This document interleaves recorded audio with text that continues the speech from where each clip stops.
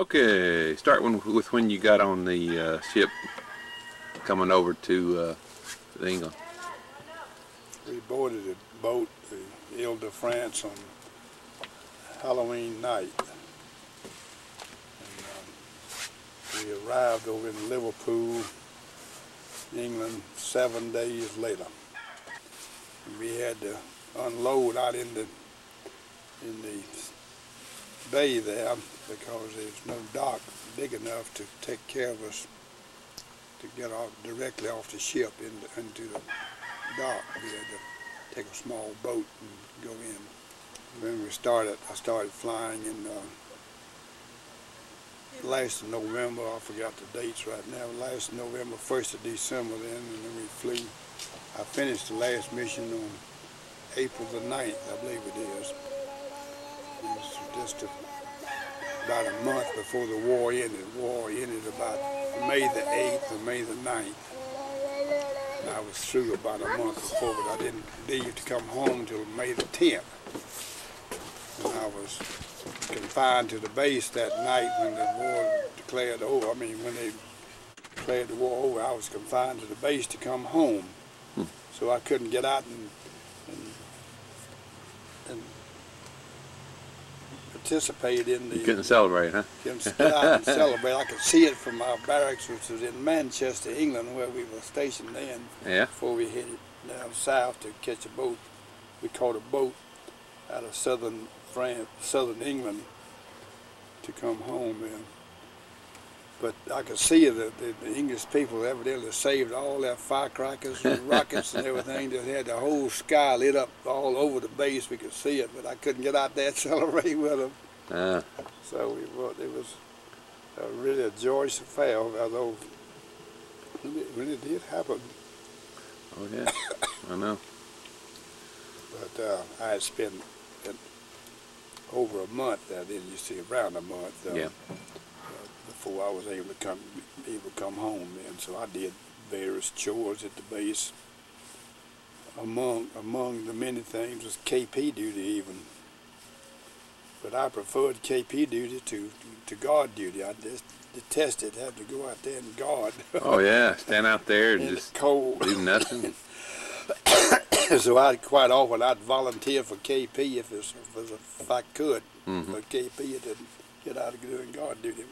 But while we were flying missions, we had to occasionally go out and guard our planes. We would take turns guarding our planes, sitting out there on the tarmac, all during the war. So we had to pull guard duty out there. That wasn't bad because you could go inside the plane and get out to stay out of the cold.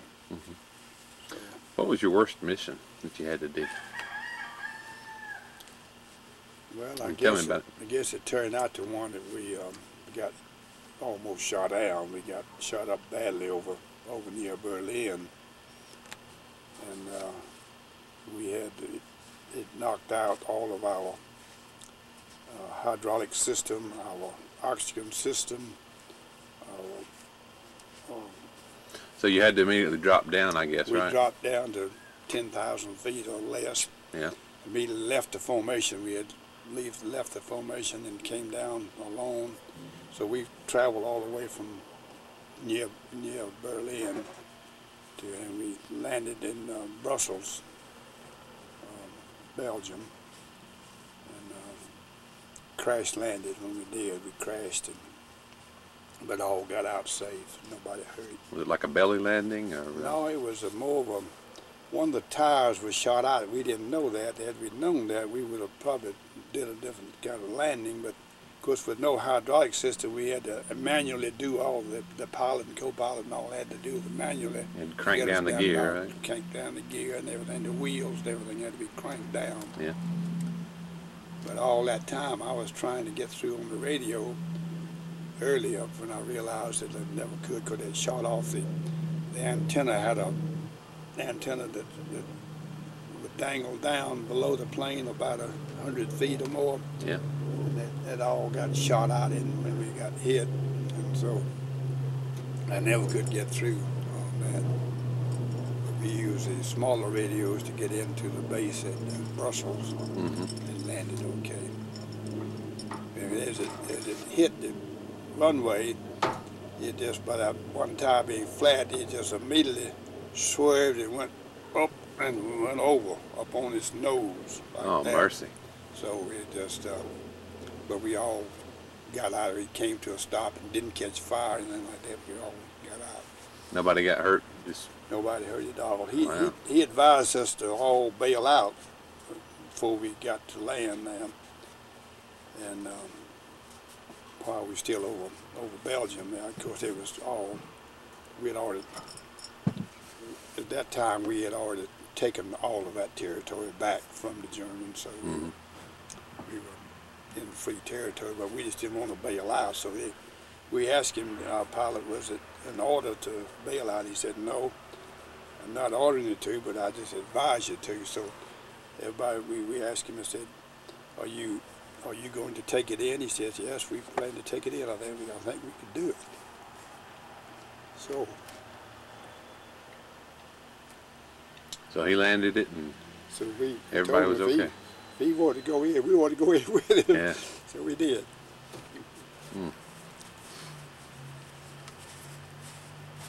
But we had some others, I guess, was almost as bad, except it just didn't turn out to be that we didn't have to crash land, but we got shut up just as bad sometime, but didn't have to leave the formation or other things like that. But Did anybody ever get killed in the plane or anything like that? not in ours. We had About what number mission was that one that you had to? about 25th. About the 25th. So you had to get back in and ride the bicycle again after that. Yeah. But that was pretty tough. They gave us a 10-day, I guess, furlough then after that, and that was the worst thing they could have done. We should have. You had time to worry about it, didn't you? Worry about it then. We had to take some sleeping pills. But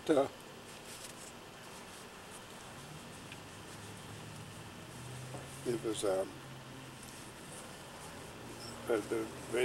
believe, if we had been able to go back in the next day or two, I don't believe we'd have gone through that trauma of living with it. You think it's best to just get back on the horse, huh? We realized it then. We didn't know at the time, but until it was over, it might say it was too late. But we went into London and